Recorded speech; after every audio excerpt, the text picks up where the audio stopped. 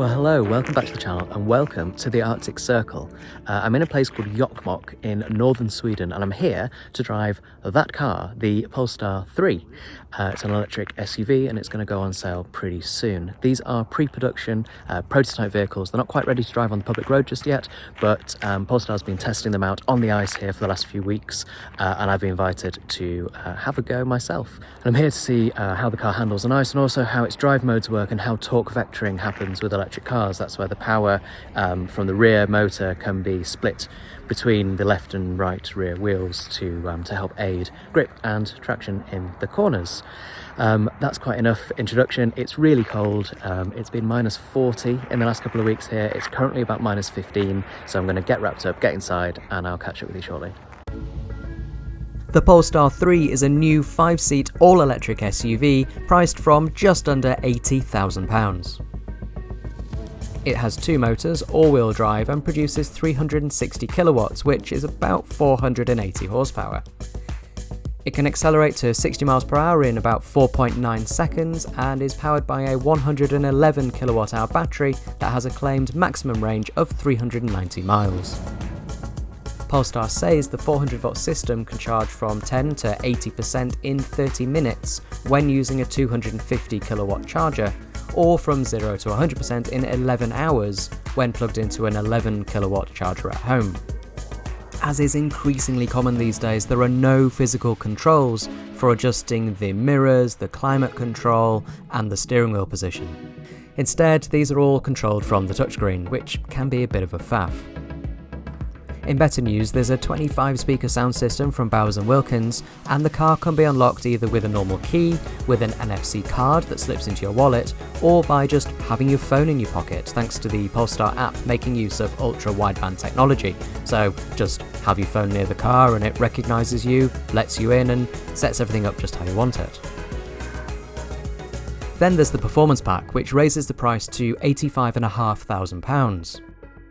For that, you get an extra 20 kilowatts, and that takes the 0 to 60 time down from 4.9 to 4.6 seconds. But it also affects the range. It goes down from 390 to 348 miles.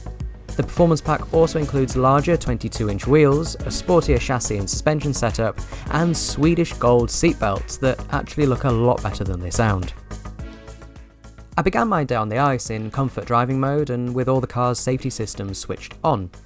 Studded tyres always provide more traction than you'd expect when driving on ice, but right away I could feel how the stability system was willing to let the Polestar 3 slide a little on the way out of corners instead of just cutting the power. It's all nicely judged, but not especially groundbreaking. After that though, things really changed. I switched to performance mode. This dials back the stability control but also enables torque vectoring. Now, when accelerating out of corners, the car allows a little more slide and sends extra torque to whichever rear wheel has most grip. This is usually the outside wheel, of course, due to weight transfer when turning through a corner, and the result is a nice, predictable and controlled slide. There's still a sense that there's a safety net there somewhere, but the driver's on a much longer leash and able to control the car in a more dynamic manner. Of course, what I really mean by that is the Polestar 3 lets you power slide it out of corners, it flatters you, and it makes you think you're a driving god, even when you're not. Finally, I turned the stability system off and got to enjoy the Polestar 3 with almost no safety net at all. Even though this now meant that much larger slides were possible, and I might have spun out once, maybe twice, the car still has a beautiful balance to it, and it didn't take long until I was able to drift relatively neatly from one corner to another.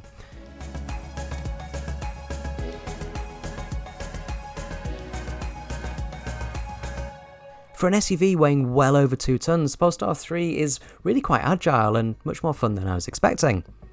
Of course, being electric is helping the Polestar 3 here. There's a very heavy battery, very low down, that brings the centre of gravity down, and it generally just means less roll in the corners and less momentum in all those slides.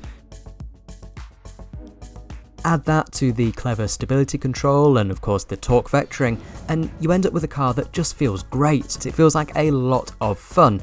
Now, I admit that you're not going to be driving your Polestar 3 on ice with studded tyres sideways particularly often, if ever, but The engineers at Polestar explain how they test on ice, and they go there every year for weeks and weeks at a time. They test on ice because it just slows everything down.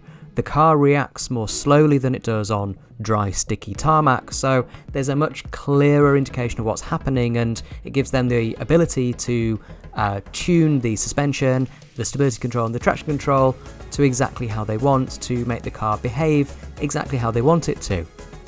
That's the whole point of going up to the Arctic at this time of year. It's for the engineers, but as journalists, of course, we're always very happy to tag along and have a little play before everyone heads back south and the snow melts.